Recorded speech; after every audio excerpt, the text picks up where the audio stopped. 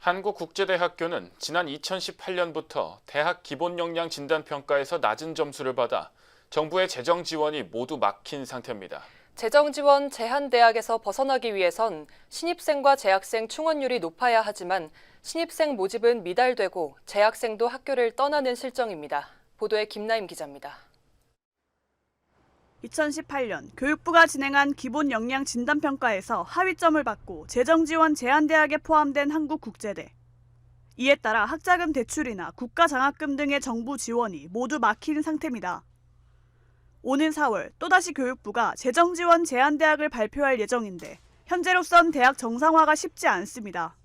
대학 평가에서 중요한 기준이 되는 재학생 유지와 신입생 충원율 등이 계속해서 떨어지고 있기 때문입니다. 2021학년도 한국국제대 입학 정원은 486명.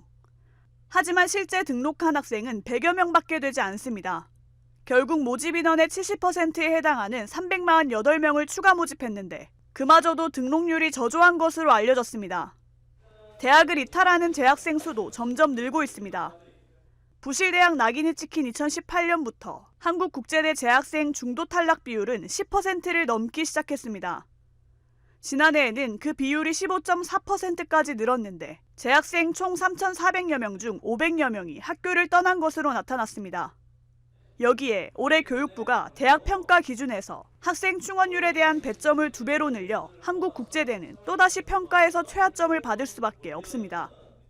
2021년 대학 기본 역량 진단에서 신입생, 재학생 충원율 배점은 20점으로 2018년 진단 대비 총 10점 상향되었습니다.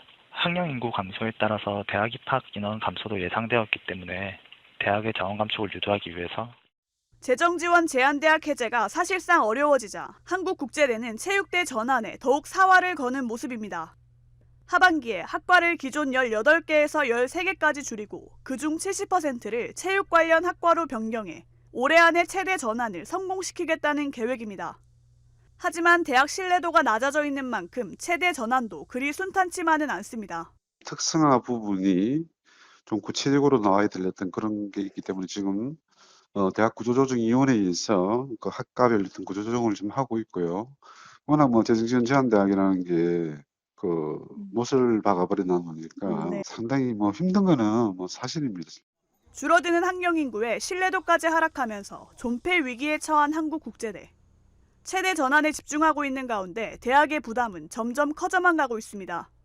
SCS 김나임입니다.